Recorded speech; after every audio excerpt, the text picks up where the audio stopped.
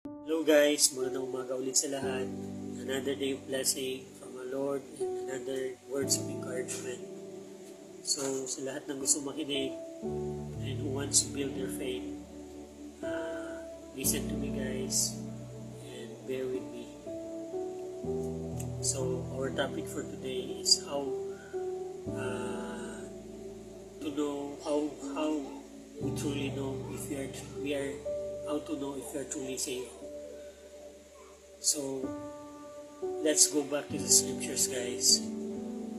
It is said in Romans that whoever shall confess with their mouth the Lord Jesus and shall believe in their heart that God had raised him from the dead, thou shalt be saved. So, if you believe and you confess that the Lord Jesus Christ is your Lord and Savior, you shall be saved. So, knowing this, guys, and confessing it genuinely in your heart will change your whole life. But first, you need to accept Jesus Christ as your Lord and Savior. To do that, you need to acknowledge that you are a sinner. It is said in the scriptures, those who are whole doesn't need a physician, but those who are sick, I came not to call the righteous, but sinners to repentance. So, if you put merit in your salvation, kahit maliit lang yan, to your salvation, it weighs lahat ng ginawa ni Jesus Christ sa cross.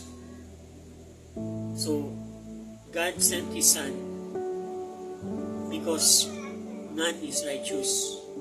Able for us to be saved, we need God to intervene.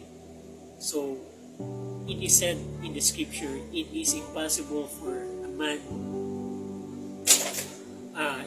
it is impossible for a rich man to enter into the kingdom of God.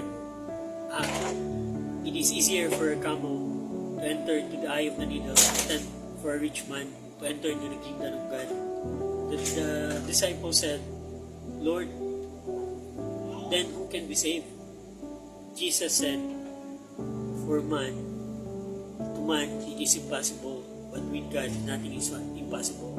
So this is our case, guys.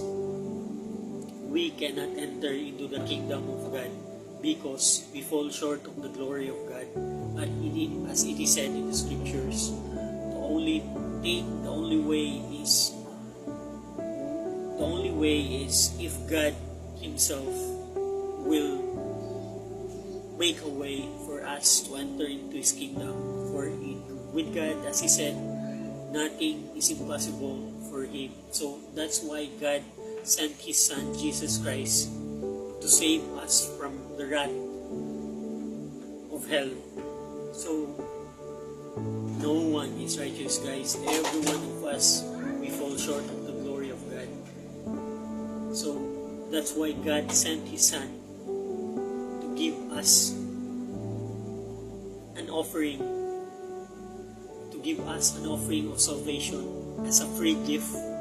So, if we confess with our mouth and believe Jesus Christ that He paid for our sins, we are made righteous. For Jesus Christ is God and just and righteous. He is the embodiment of atonement or sacrifice more than the any other sacrifices that we can offer. So, first is we need to know this, that we need Jesus Christ. We need God to forgive us. So, He did forgive us through Jesus Christ as a gift, as a free gift. So, no one will boast of their salvation. Now, kung alam mo na to guys, na at tinanggap mo na si Jesus Christ as Lord and Savior, the Holy Ghost will dwell in you. Continue to pray, to grow your faith, and continue to ask for guidance and humble yourself to God through prayers. Kasi isipin nyo guys, yung nang mapasok sa mantika habang nagluluto, isa na sa mga ma-share ko sa inyo, habang nagluluto, di ba sobrang hapdi nun, parang napapatalon na tayo sa sakit. Imagine if you're thrown in the lake of fire, and we're saved from that judgment. So isang example is if you are sentenced to life imprisonment, and then one of the guys said, or the someone went in and said that I will take your sentence and I will give you pardon. So what honor we will give to this man if he did these things? Lalo na guys kay Jesus Christ, kay God, na binigay niya yung anak niya, and then ang consequences on judgment is hell. We will burn in hell. It's not a laughing thing guys, it's not a joke. So knowing that